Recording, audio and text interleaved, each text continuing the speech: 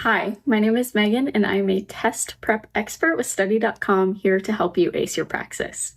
Today we are going over some test questions to help you with your Praxis exam 5236, which is the biology exam and specifically over the diversity of life. So let's get started. A group of students is interested in studying subterranean ecosystems where light does not reach. However, they are unsure how energy would be produced to support life in a deep cave. In a cave habitat where light does not penetrate, which organism would most likely serve as a producer? Let's go ahead and define producer. A producer is autotrophic and can make their own food. Bacteria that are able to use organic compounds as a carbon source and methane as a final electron acceptor. Bacteria that are capable of carbon dioxide fixation and can use inorganic sources as final electron receptors. Bacteria that can convert glucose into light so that photosynthesis can occur. Or D, bacteria that are able to use glucose as a carbon source and use oxygen as a terminal electron acceptor. So reading through all of those, knowing that we are looking for a producer, autotrophic, can make their own food, our answer will be B. Bacteria that are capable of carbon dioxide fixation and can use inorganic sources as final electron receptors. All right, our next question. A space scientist is studying life on other distant planets. When looking for new life forms, which of the following characteristics would they be searching for? So let's go ahead and define life.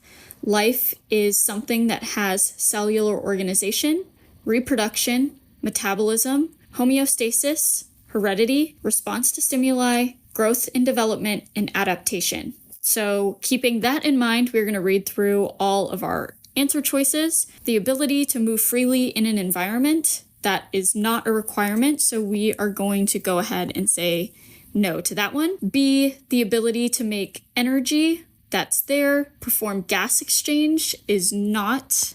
The ability to grow, yep, that's there. Reproduce, yes. Use energy, yes. Respond to the environment, yes. And have cellular structure, yes. So all of those are in our characteristic list, but we are going to keep that one aside and keep going. The ability to grow, yes. Use oxygen is not.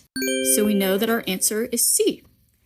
Our next question, which of the following organisms would be most likely to be found in the Bonneville Salt Flats in northwest Utah, an area made of white salt crust with limited precipitation? Let's go ahead and define all of the options that we have. Methanogens, they are organisms that live in oxygen-free environment. Halophiles, organisms that live in salt-loving environments. Symbiogens are organisms that live in a mutually beneficial relationship. And thermophiles, organisms that live in extremely high temperatures. Knowing what we know, B is absolutely our best choice. They are salt-loving organisms living in a high salt environment.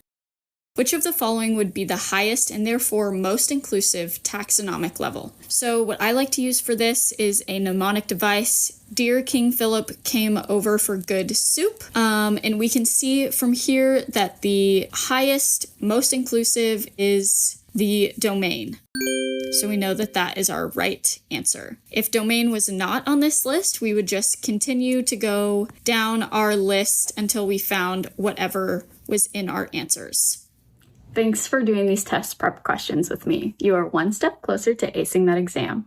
If you need more support, Study.com's Praxis Biology Content Knowledge 5236 test prep course includes tons of resources for you, including full-length practice exams, hundreds of realistic questions, and short video lessons. If you have any other questions, drop them in the comments and subscribe for more videos like this.